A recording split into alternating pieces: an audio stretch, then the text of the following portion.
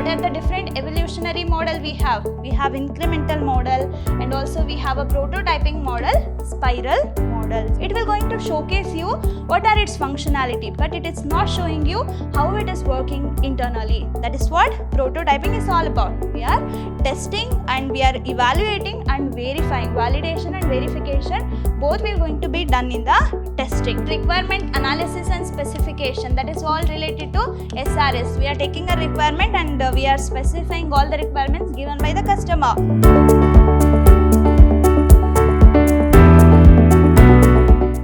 Hello everybody, a warm welcome to one and all. I am Rohini TS, lecturer, Department of Computer Science, Vidhyaashram First Grade College, the Temple of Excellence. So in our today's session, I am here to discuss about the question paper of the year November-December 2021 of the subject called Software Engineering. So today we are learning with a question paper. So you will get to know what is its pattern, what is the marks distribution, how you are supposed to answer each question of this November-December 2021 question paper that I will be solving in our today's session. So let me get into the session.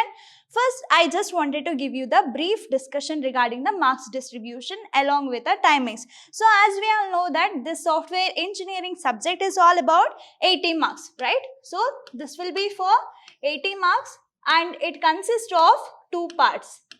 It will be of two parts. One is part A and another one is part B. In the part A, you are going to get 2 marks questions. So in the part B, we are going to deal with 15 marks each from each question. So let me discuss about this part A first. So when it comes to the part A, it will be of 2 marks question. So totally there will be 12 questions. So out of 12, you need to answer any 10. So you need to answer any 10. So it will be 2 into 10. It will be for 20 marks. This all regarding part A. So this got over. When it comes to the part B, so this will going to have 4 questions. So here from question number 1 to 12 will be there in the part A. When it comes to the part B, from the question number 13, you will be having up to 16, 13, 14, 15, 16. Totally 4 questions will be there. And each question will going to be of 15 marks. So 15 into 4 will be 60 marks. So together 60 plus 20 will be of 80 marks here. So when it comes to the part B, each question will going to carry 15 marks. Then how will be the marks distribution? How we are supposed to answer? Let me discuss here.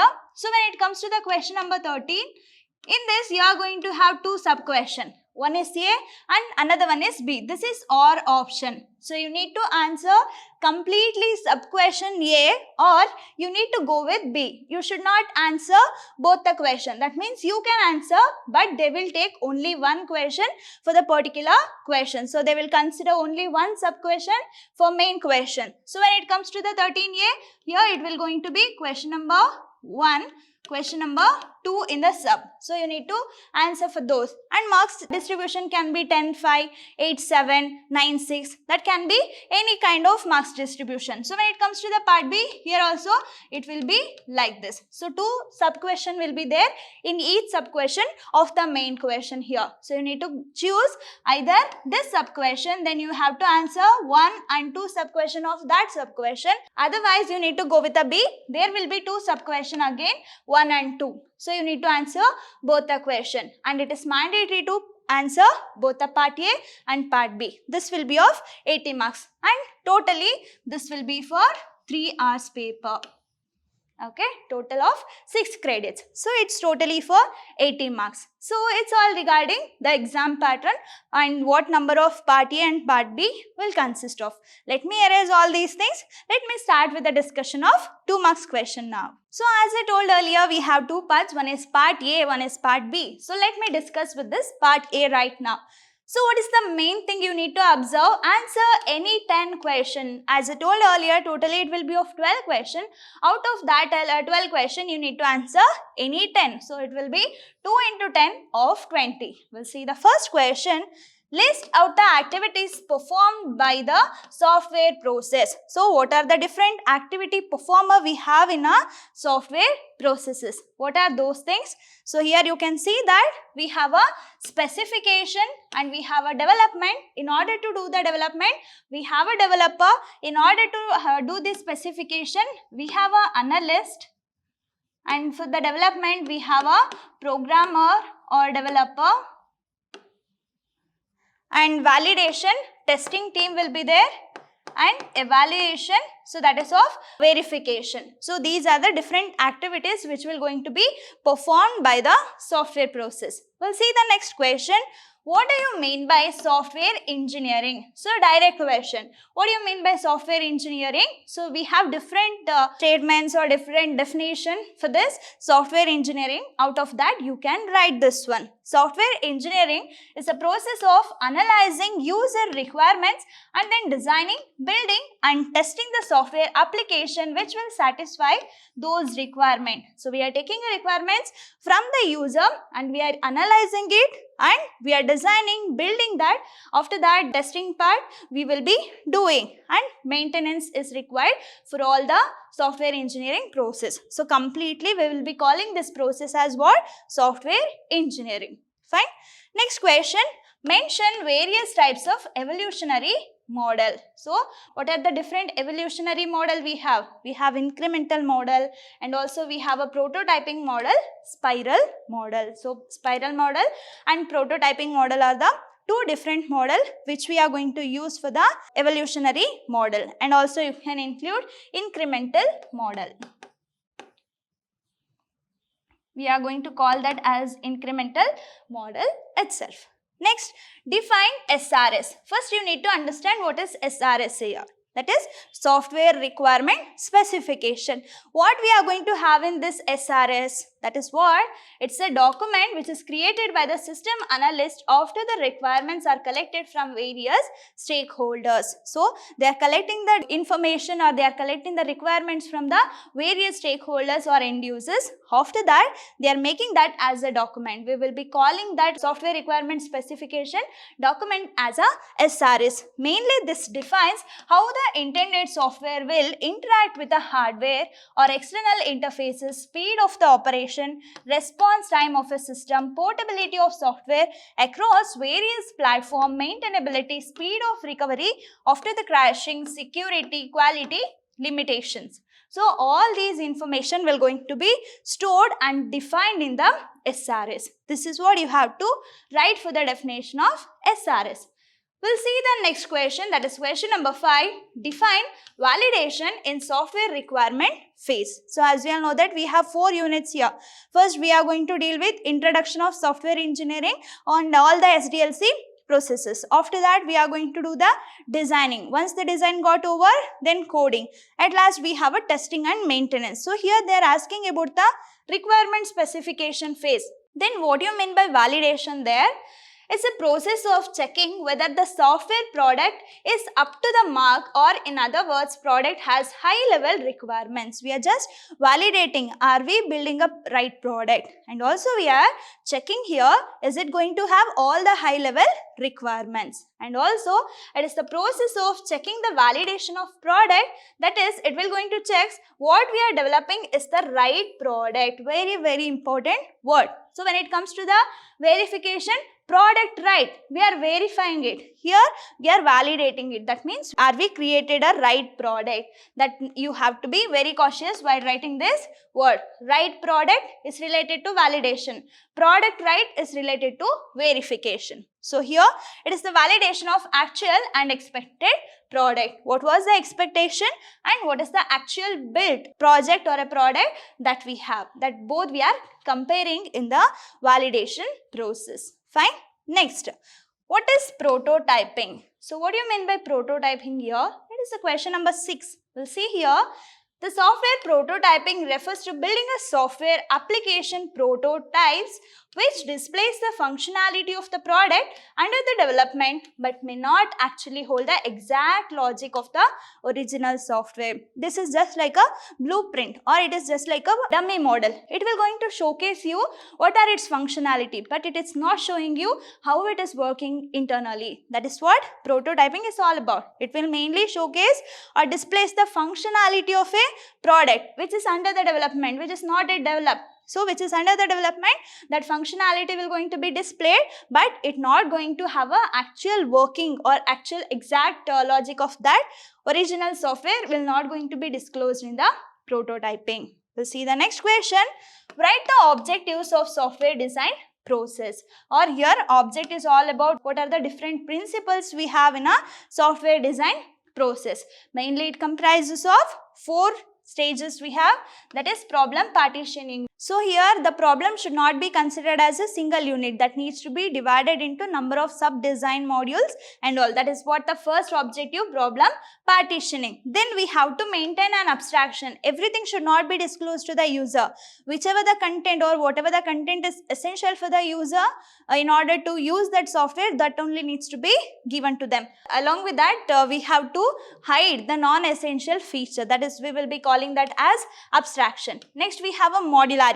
As I told earlier, it needs to be divide and conquer method. Should not be a single unit. Should be divided into number of multiple sub-modules, and each module needs to be designed properly and designed independently. At last, we are integrating everything. That is what modularity. And we can have top-down approach and bottom-up strategy while designing the software. So these are the different objectives which we can expect in the software design process. We'll see the next question, that is question number 8. What is coding? So here also we have another name for coding, that is programming. It can be asked like what is programming, what is coding? Fine. We'll see what do you mean by coding here. Coding or programming refers to the method of creating a sequence of instruction to enable the computer to perform a task. So here we have a set of activities, we have a set of instructions or a sequence of instruction which will be able or which is making a computer to perform its task. That is what we are doing with the help of this coding or a programming. And also it will going to be done by developing a logic and then we are writing an instruction in a programming language. Also you can write coding or a programming is what? Conversion of an design algorithm or a flowchart into some programming language. But when it comes to the software engineering, we have to write it's a method of creating a sequence of instruction which is making a computer to perform an intended task, which we are expecting the task needs to be performed by the computer system by analyzing all these set of instruction. So we can call that as programming or coding as well. We'll see the question number 9. What is cohesion and coupling? Very important question. Not only with respect to this question paper, this topic is always important. What is cohesion and what is coupling? Here you can observe that this cohesion is for 1 mark and this coupling is for another 1 mark. So that by together it will be of 2 marks question. So what do you mean by cohesion then? It measures the relative function strength of a module. So here we are mainly checking the potential or independence of each module. Then when it comes to the coupling, it measures the relative interdependence. So if I am merging one or more modules, how it will going to be depends on each other, how it is integrating each other and what is its compatibility, that we are checking in the coupling. So you can see the cohesion definition again. It measures the relative function strength of a module. Relative function strength of a module. When it comes to the coupling, relative interdependence strength among the different modules. That is related to cohesion and coupling. We'll see the question number 10, that is what is testing. So you all can observe that first we got a question like what the software engineering, then we got to know its objectives, then it comes to the designing phase or requirement phase, there also we got a question. After that we got a question with related to coding or a programming. Next we are getting a question from testing. So you should not skip any of the unit in order to answer the 2 marks question. Fine. Here you can see that what is testing. What do you mean by testing here? Or a software testing is a process of evaluating and verifying that a software, product or application does what it supposed to do. That means we are checking, are we getting a right product, is it satisfying a requirement of a customer. We are testing and we are evaluating and verifying. Validation and verification both will going to be done in the testing. With respect to particular developed product or application or software, we are checking that is it satisfying all the requirements of a customer or not. That is the definition of this software testing. We'll see the question number 11. Define software project management. Now also you can analyze this question. Again, after the testing, we come up with a maintenance or a management. So here, what do you mean by software project management? In short, it is SPM. You need to remember it. Fine. SPM or a software project management. What do you mean by it then? Software project management or SPM is a proper way of planning and leading a software project. Software project management. We have one management which is managing a software project. How it is managing that? It's a proper way of planning and leading a software project, and it is also a part of project management in which software projects are planned, implemented, monitored and controlled. So we are planning for a project, we are making a control over it. Along with that, we have implementation and monitoring and controlling of that developing project. So, in order to have an efficient result from the project, that needs to be planned according to the requirements of a customer, and we have to implement it. Monitoring and controlling of that project is mandatory, so that in the SPM or a software project management, this every stages will going to be takes place. This is the answer for that question. We'll see the question number 12, that is the last question. Write the essential resources required for the development of a project. So, here minimum 4 objectives or essential resources that you have to mention. So, when it comes to the resources which is required for the development of a project. So, if you wanted to develop a project, then what are the requirements we require? Do we require time? Yes. Do we require budget? Yes. Do we require human resources? Yes. Along with that, we require some more essential requirements here or resources. We'll see now. Here I have listed out. First, we require a human resource. That is all related to what? Personnel or a people. And we also require sufficient disk space on the server. So, whatever the thing that we are doing should be stored somewhere else, right? For that, we require the sufficient disk space on a server and reusable software components. So, when we have a reusability, that will be more helpful. So, we require a reusable software components, and also we require a hardware and software tools. Along with that, we require a budgeting. Fine. We also require a budget along with a time required, or you can consider that as a estimation of a time and cost, that is effort which is given by the particular set of people. So, these are the different resources which we require in order to develop a project. It's all related to 2 marks question. I hope you all understood. Let me move to the part B, that is all regarding 15 marks question. As I told earlier, it will be of 4 questions. From each unit, you will be getting one question. So, in each question, you have 2 sub-questions. Out of 2 sub-questions, you need to answer any one. So, if I consider the question number 13, then it will be of A or B. You need to answer either A or B. So, in the A, I am going to have 2 sub-questions. In the B, again I am going to have 2 sub-questions. One more thing, when you are answering this 15 marks question, at the time, you need to answer completely A, or you should go with B. So, if you are answering one question from this, and if you are answering another question from this, then that can't be considered. They will consider either this one or this one from the question or answer whichever you have written in the exam. So, you should be very systematic and you should analyze the question. Do we know the answer for both the sub-question? Then go with that kind of question. Okay. Don't answer one sub-question from A and another sub-question from B. There you are going to lose a marks. So, we'll see the first question here. Answer the following question. So, it's mandatory to answer all the other 4 questions from the part B. So, as I told earlier, it will be of 60 marks. So totally you are going to get 4 questions, and each 4 question carries 15 marks each. So totally it will be of 60, and this marks distribution can be anything. It can be 9, 6, or it can be 10, 5, 8, 7. Any kind of marks distribution it can be. We'll see the first question here. Explain waterfall model. So we are in the question number 13. In that A first we have a sub question. This is for 8 marks that you can observe. So explain waterfall model. What are the points that you are supposed to write when it comes to the 8 marks question? That is with the help of waterfall model. So you need to analyze one thing when it comes to waterfall model, V model, Big Bang model, or spiral model, whatever kind of life model it can be. So you have to write its definition, what waterfall model is all about. Write the definition. After that, you write an image or you write a diagram which is related to that particular waterfall model or any kind of model. Then you need to mention what are the stages we have and explain each stages with 2 to 3 lines. After that, write its advantages as well as disadvantages. If we have an application, that needs to be written here. Okay, so each stages will going to have 2 marks kind of things here.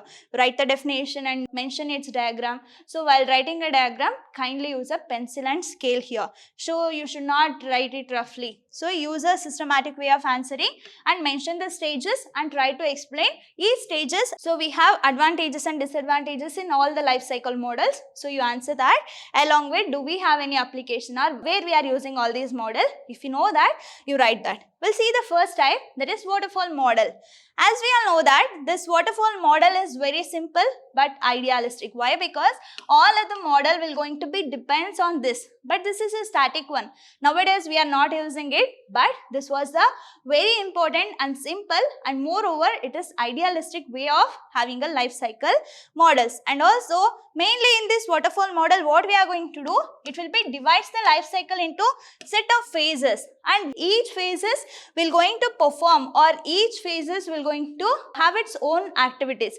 Once I am done with the stage 1, then only I can move to the stage 2. If I am done with the stage 2, then I can move to stage 3. So that is what we are going to have in the waterfall model. So here you can see the diagram here. First we have a feasibility study. We are going to check, is it possible to develop this particular project with the help of this waterfall model or not. So once the feasibility study, it's all related to what we are checking with respect to the time and budget. Is it possible with respect to time and effort or a cost, that will be checking in the feasibility study. And requirement analysis and specification, that is all related to SRS. We are taking a requirement and we are specifying all the requirements given by the customer. Whichever SRS has been taken, that needs to be converted into some designing part. That's what we are doing in the designing phase. Once the design got over, once we got the overall picture, then that will be converted into coding, that is programming. So conversion of design to some programming language as per the requirements of a customer, then that is coding. So once the coding is done, then we have to test it. So first I have to go with the unit testing. Each module needs to be tested independently. After that we have to integrate that. That will be done in the integration testing. So we are checking a compatibility between the different models. So once the integration got over, then we have to test the complete or a overall software. That is what system testing. Then it will be delivered to the customer for the usage, and it is necessary to have a maintenance part. So here you can see that if I am done with the feasibility study, then only I can come to next stage, like that. So you can't go back and you can change the content. That is what is not possible in the waterfall model or a classical waterfall model. So we don't have any feedback path here. So if we have an incremental waterfall model, there we have a feedback path. But in the classical waterfall model, we don't have. Fine.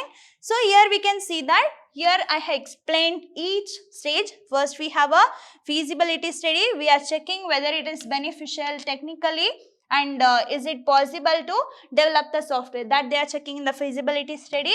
In the requirement analysis and specification, they are going to collect all the requirements from the customer, and that will going to analyze, they will getting know the exact requirements of a customer in this stage. And when it comes to the requirement gathering and analysis, it will be gathered from different stakeholders and that will be analyzed by the analyst. So analyzed requirements will be given for the requirement specification. So here the analyzed requirements are documented in the software requirement specification or in the SRS document, and mainly it will going to act as a contract between the development team and the customers. So after that there should not be any ambiguous or confusions. So once it got defined properly, then they are going to do the designing part. So mainly the designing part, they transforms the requirement specification in the SRS document into some structure. The conversion will be from SRS to some structure of a software here.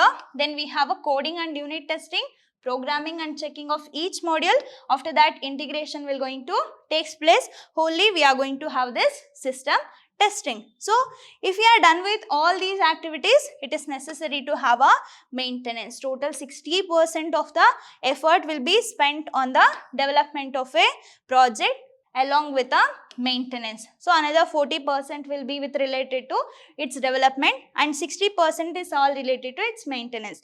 We have a 3 types of maintenance: corrective maintenance, perfective maintenance and adaptive maintenance. And one more thing, here this can also be asked for the 2 marks question. What you mean by corrective maintenance, perfective or adaptive maintenance? So all these you need to mention. After that, here I have listed out some of the advantages. As we all know that it is very simple and easy to understand, and each stage in the model is clearly defined and it is very clear and well understood milestones, and also reinforces good habits like defining before the design before the coding. All these is possible with the help of this waterfall model. When it comes to the disadvantages, it suffers from various shortcomings, like we can't use it in the real project and we don't have any feedback path, and it is difficult to accommodate the change what we require, and no overlapping of phases. So we can't do the development of different phases in a parallel manner. It needs to be sequential order. So no overlapping of phases. So all these points you are supposed to write in order to get this 8 marks. I hope you all understood regarding this waterfall model. We'll see the second sub question. Write a note on system engineering hierarchy. So when it comes to the system engineering hierarchy, it can be of top down or bottom up. Top down or bottom up. So this is of 7 marks question. So you can observe 3.5 for each topic. We'll see the first one. So mainly you need to understand why we are supposed to do the software engineering hierarchy. Mainly if any pre-existing code needs to be understood, organized and pieced together. So if you wanted to have a reusability, then it will be very helpful, and it is common for the project team to have write some code and produce original programs that supports the application logic of a system. So with the importance of these two, we need to be represent that in the terms of either top down or a bottom up approach. So when it comes to the bottom up approach, so mainly it starts with the lowest level components. Bottom up, as the name indicates, bottom up in the sense what? First we are going to have a lowest level components and the subsystem. So by using these components, the next immediate higher level components and subsystems are created or composed. Then we are going to continue this process until it reaches to the components and the subsystems are composed into a single components. So we are going to have this until it reaches to the single component, and mainly we are going to consider that as a complete system. So you can see here we have a bottom up approach. So all these are the lower level. So this will going to define all the lower level components. Then we are merging these two in order to get another higher level subcomponent. I'm merging these two, then we will be getting another one, and we are merging all these two in order to get a complete or a whole component or a single component. At that stage we have to stop it. When it comes to the first or higher level, we can call that as a higher level. All these are the lower level components and the direction should be towards upwards. So this is all regarding bottom-up approach. Then what about this advantages and disadvantages with respect to the bottom-up approach? So economics can result when general solution can be reused. So main thing is what? Reusability, and it can be used to hide the low level details. We can have a abstraction with the help of this bottom-up approach, and also it has some disadvantages. It is not so closely related to the structure of a problem, and also high quality bottom-up solutions are very hard to construct. It will require more time and cost, and also it leads to some proliferation of potentially useful functions rather than most appropriate ones. So these are the advantages and disadvantages. So next we have a top-down approach. So in this top-down approach, we have a system that will be divided into number of subsystems, and it will be furtherly divided into atom. That means which cannot be furtherly dividable. When it reaches to that stage, we have to stop it. This is just a reverse of bottom-up approach. Here you can see that we have a module 1 that will be divided into module 2 and 3, where we have a more detailing in the module 2. When it reaches to module 2, again we are dividing that into module 4 and 5. So here we can expect more detailing than the higher level. That is what we can expect in the top-down design approach. And also we have certain advantage. The main advantage is all regarding what? Strong focus on the requirement, which will be helpful to make a decision responsive according to its requirement. So when it comes to the top down, there we will be having more accuracy and detailing. So it will be helpful in order to have a or to achieve a requirement. So and also we have certain disadvantage, that is project and system boundaries tends to be application specific oriented. We can't go out of the boundary here. And when it comes to the top down bottom up, if I am merging those two design hierarchy, then it becomes the hybrid designing. It will be a combination of both top down and bottom up design strategies, and we here also with the help of this hybrid design, we can have a reusability of a modules. This is what you are supposed to write for the answer of this software engineering hierarchy. I hope you all understood regarding the first sub question of a question number 13. We'll go to the question number 13b. In that first we have a first question. What is that? Compare prototyping and incremental models. So here we have to compare and contrast these prototyping and incremental models. Better you go with the tabular column. So here I have listed out some of the differences between the prototype model and incremental model. So here you can see that prototype model is a software development model where a prototype is built, tested and then refined as per the customer needs. When it comes to the incremental model, it's a software development model where the product is analyzed, designed, implemented and tested incrementally until the product is finished. So at one shot, we are not doing it in the incremental model. As per the requirement of a customer comes, then they are taking it, analyzing it, planning it, designing it, and they are doing it incrementally. And here certain phases we have: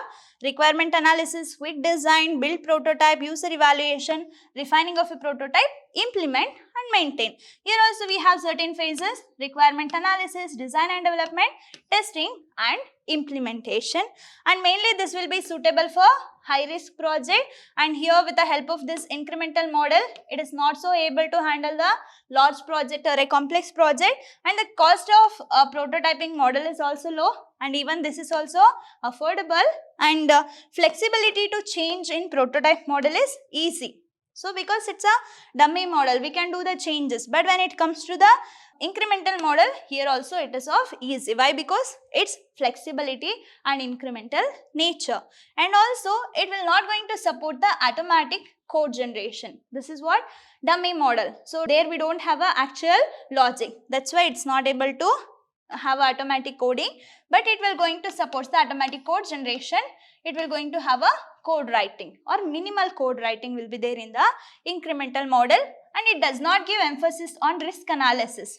In the incremental model, it will focuses on the risk analysis. And also, in this user involvement is high. At each stage, user will be there, but here at the beginning of a designing of that project, only the user will be there. And here I have listed out certain advantages from both the prototype model as well as incremental model. These and all you have to write. Along with these advantages, I also mentioned certain disadvantages. So all these are optional. So here I have listed out all the differences between the prototype and incremental model.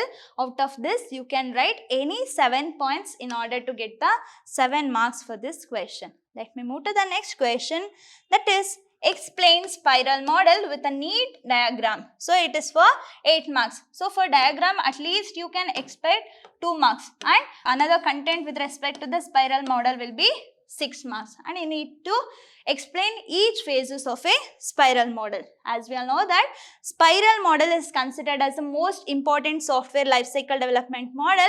Mainly it supports for the risk handling. We have a risk handling capability with the help of this spiral model, and when it comes to the spiral model, as the name indicates, it will be of spiral, right? And each loop will going to define the phases of a spiral model, and we don't know what is the exact number of loops we have in a spiral model. That always depends on the complexity. If you have a large problem, then its phases will going to be increased. So if you wanted to add one more feature, then the spiral loop will going to be incremented. So here you can see that each loop of the spiral is called a phase of a software development process. Very, very important. And we don't know the exact number of the development of spiral model here. And here you can see that as the project manager dynamically determines the number of phases. So the project manager has an important role to develop the product using spiral model. Why? Because the project manager is deciding how many number of loops we have, and each loop will going to define the phases of a spiral model here. And the radius of spiral model at any point represents the expenses, how costly it is, what is the cost we are pouring in order to develop any of a software project or a product with the help of this spiral model. And also it will going to have an angular dimension that represents the progress made so far in the current phase. How it is elaborating, that specifies the progress of a software, and the number of phases specifies the cost or its expensiveness. So here you can see that totally it will be of 4 phases. First we have a objective determination and identify the alternative solution.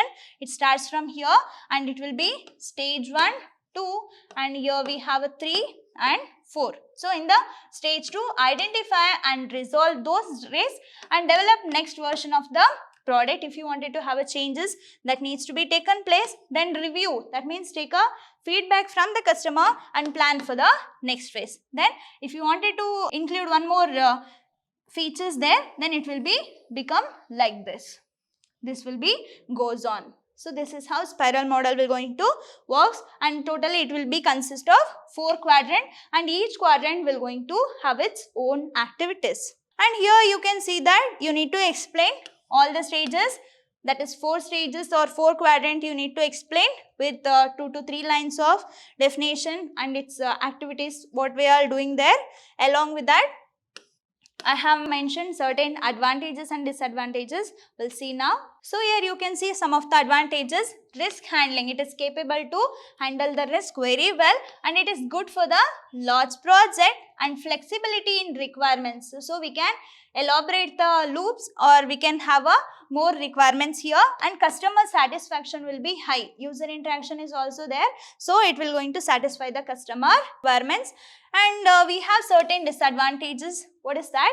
It will be of complex in nature, but it is very expensive, but you can get the accurate result. And also it is too much dependability on the risk analysis. If something goes wrong with the risk analysis, then the whole spiral model will going to be a flop case. And also difficulty in the time management. It will require more time and expensive and complex. All these are the different disadvantages we have with respect to the spiral model. I hope you all understood regarding my today's session. Let me meet you in the next session with further questions. Thank you.